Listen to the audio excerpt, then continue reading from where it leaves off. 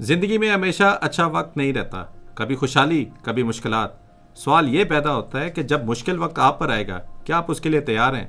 अगर नहीं तो आपको ये समझना चाहिए कि इन्वेस्टमेंट ज़रूरी क्यों है। और आज की वीडियो में मैं आपको बताऊंगा कि किस तरह आप इन्वेस्ट करके अपना फ्यूचर सिक्योर कर सकते हैं और कैसे इन्वेस्टमेंट आपको बुरे टाइम के ऊपर मदद देंगी। सो लेट्स सरमाया एक्सप्लेन।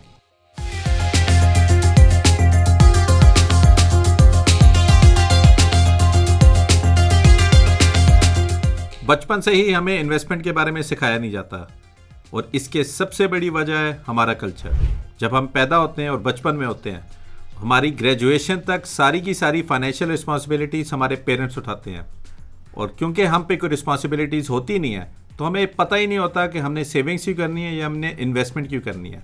और जब 21 साल की उम्र में हम ग्रेजुएट होते हैं, फिर प्रायोरिटीज़ पेरेंट्स की चेंज हो जाती है और उनकी एक्सपेक्टेशन हो जाती है हमारी इनकम पे, जो हमें जॉब की सूरत में मिलती है। और अगर हमें 6 महीने तक जॉब ना मिले तो इवन वो सख्त ज़बान में ये भी पूछ सकते हैं कि इतनी इन्वेस्टमेंट हमने तुम्हारी एजुकेशन पे की, अभी तक तुम्हें जॉब नहीं मिली। और बाय द टाइम हमें जॉब मिलती है तो थोड़ी इनकम में से हम अपनी सेविंग्स जो होती है वो हम अपने पेरेंट्स को देते हैं और ज़्यादातर हम याशी में ही उड़ा देते हैं। और बाय द टाइम हमारी अपनी शादी होती है और ज़्यादातर लोग 30s में ही अपनी शादी करते हैं, तब हम पे सही रिस्पॉन्सिबिलिटीज़ आती हैं। हमारी वाइफ, हमारे बच्चे, हमारे बूढ़े माँ बाप, जिनकी अब रिक्वायरमेंट थोड़ी ज़्यादा हो गई है क्योंकि उनको मेडिसिन के खर्चे भी चाहिए। और ये वो टाइम होता है जब हमें समझ आती है इन्वेस्टमेंट या सेविंग्स हमें क्यों करनी चाहिए थी 10 साल पहले। खैर, अब क्योंकि हमारे बच्चे हो जाते हैं तो कल्चरली जो चीज़ हमारे वालिदैन ने की हुई है वही चीज़ हम कर रहे होते हैं। क्या कर रहे होते हैं कि हम अपनी सारी की सारी इनकम जो है अपने बच्चों पे इन्वेस्ट कर रहे होते हैं। और बाय द टाइम वो यूनिवर्सिटी से ग्रेजुएट नहीं हो जाते तब तक हम उनकी इन्वेस्टमेंट करते रहते हैं। और वही एक्सपेक्टेशन जो पहले हमारी पेरेंट्स की हम पे थी जब हमने यूनिवर्सिटी से ग्रेजुएट किया, अब हमारी होती है हमारे बच्चों से जब वो यूनिवर्सिटी से ग्रेजुएट होते हैं। और ये पूरा विशियस साइकिल है जो कि चलता ही जा रहा है। इस पूरे साइकिल में जो एक चीज़ है कि हमें क्योंकि बचपन से सिखाया ही नहीं जाता, क्योंकि हम पे रिस्पॉन्सिबिलिटी ही नहीं होती। आज मैं आपसे पूछता हूँ कि आज अगर आपकी शादी हो चुकी हो, अगर आपके बच्चे हैं और या आप 40s में हैं या आप 30s में हैं, अगर मैं आपसे पूछूं कि आज के दिन या कल आपकी जॉब आपसे चली जाए या खुदा ना खास्ता आपकी लाइफ ही चली जाए, क्या आपकी फैमिली जिसमें आपके पेरेंट्स या बच्चे हैं, क्या उनकी लाइफ मुतासिर नहीं होगी? अगर तो आपका आंसर है यस, तो इसका मतलब है कि ख़तरे की पहली घंटी तो आज ही से रिंग होती है। और अब जाके सवाल पैदा होता है कि आपने सेविंग्स कैसे करनी है, आपने इन्वेस्टमेंट कैसे करनी है। इसका मतलब ये नहीं कि आज क्योंकि हमें रियलाइज़ हो चुका है तो वो 10-15 साल पहले जो हमें करना चाहिए था अब हम कर नहीं सकते हैं।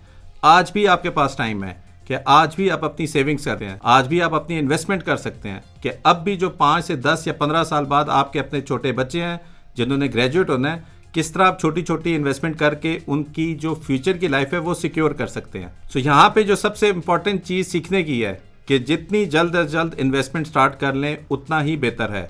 हम हर दफ़ा ये रियलाइज़ काफ़ी देर बाद करते हैं। अभी मैंने पिछली वीडियो की थी how to become millionaire without doing anything. उसके कमेंट में एक इंपॉर्टेंट जो क्वेश्चन हर एक ने रेज किया हुआ है कि किसने देखा है 30 साल तक हम जिंदा रहते हैं नहीं रहते, अगर हम मर भी गए तो कौन खाएगा वो पैसे? वो आपकी फैमिली मेम्बर्स ही खाएंगे।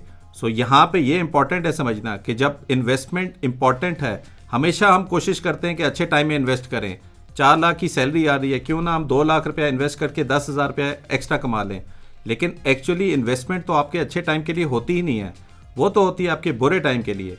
आपकी अपनी फैमिली में भी कितने लोग होंगे जो कि इसी पर्टिकुलर प्रॉब्लम से गुजर रहे होंगे। और अब जाके हमें समझ आती है कि अगर उस बंदे ने 10 से 15 साल पहले किसी अच्छी जगह पे इन्वेस्ट किया होता तो आज जो इतना बुरा टाइम उसकी फैमिली पे आ रहा है वो ना होता।